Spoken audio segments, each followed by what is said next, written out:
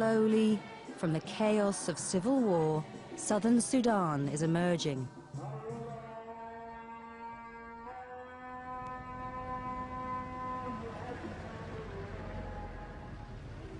This is Juba, the region's largest city, where hundreds of thousands of people are building new lives, safe to move around in their daily routines, to work, play, pray, and build a better life for themselves, their families, and their community.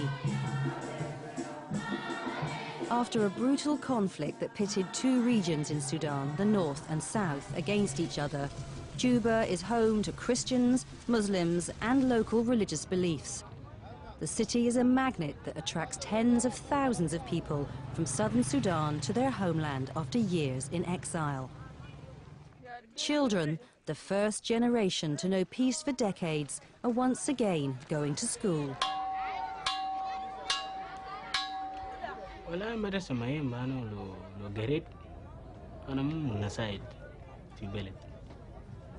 طبعا بلد أنا ما في الناس كتير العالم لدرجة دون كده لو وصل هنا كويس عشان كده دايرين عشان زول يعلم يساعد البلد لو حالمته عشان الناس ما يقول تعبانين ناس وصل قدام وباقي ناس لسه ورا لو زول عالم ممكن يساعد البلد.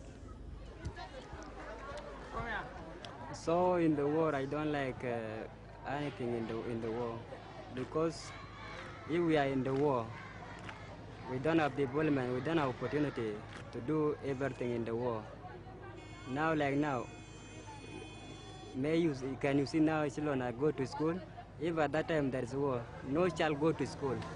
And now we have right, there are all children go to school.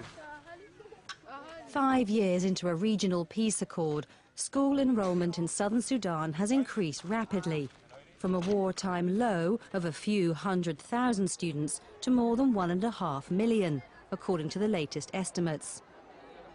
Helped by a go-to-school drive co-organised by the government of southern Sudan, UNICEF and other development partners. Those challenges are so huge to overcome within few years, as you can see by now. But we thank our partners UNICEF for some of the things that we have realized.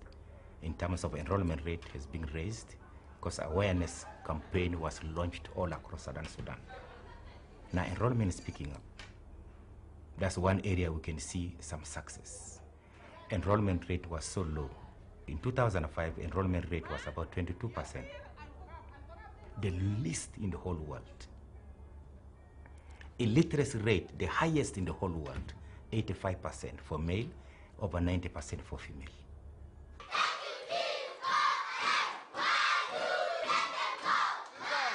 Today, classes in southern Sudan schools are crowded with children who want to learn, often 100 students to a class. The government's priorities are to train teachers and build schools. UNICEF is involved at the very start, helping lay the foundations for the region's recovery.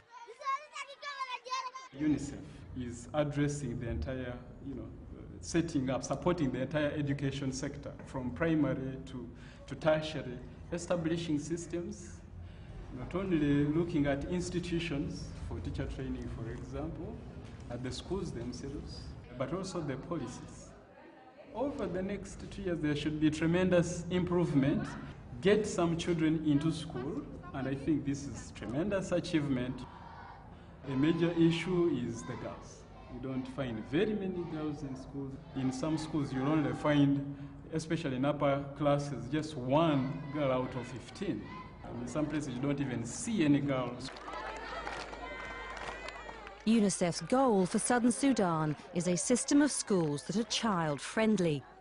A child-friendly school provides an environment that is safe, healthy and protective, has trained teachers, adequate resources and appropriate physical, emotional and social conditions for learning. A place, in short, where children's rights are guaranteed and their voices are heard. To that end, UNICEF is working with the government of southern Sudan. Southern Sudan being at war for many years, we don't say 20 years, we could go back to independence for more than 50 years. There was no peace, people never had any rest. So all that half a century is so enormous that the education system was completely destroyed. To rebuild that, I don't think the 4 years are enough for us to do something on that system. Many teachers were killed, schools were demolished and destroyed. But we are very thankful to the national community that they also joined hands with us and were able to double up efforts. At least something has been done. But the challenges are enormous.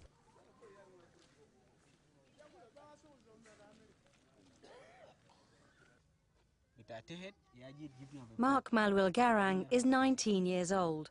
When he was 11, he was separated from his family and hasn't seen them for 8 years. Like thousands of other displaced boys in Sudan, he became a child soldier.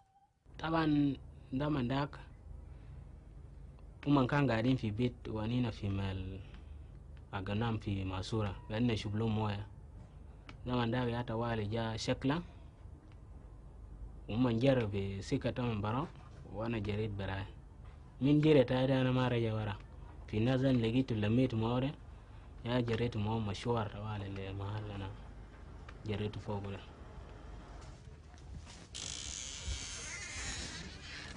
While on the run, Mark was helped by members of his tribe, the Dinka. طبعا في تبية بلد أنا كانت ليجو ناس كبار من بعد وقت طبعا ده حرب بعرفينه ما في زول بيقول ده ما جناكو ولا جنا قريبي ده حرب. في واحد أنا لقيته من هناك في لوبيت يا دقلني مدرسة مع عياله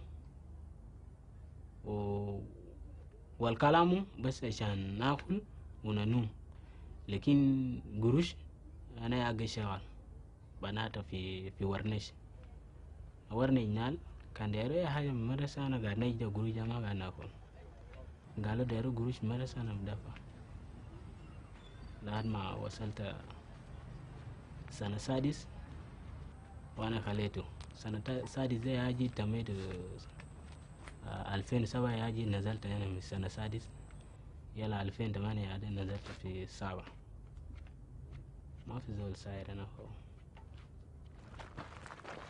He left the army after 3 years and says he came to Juba by trading cans of stolen diesel to a boat operator for his passage. He wanted to complete his education.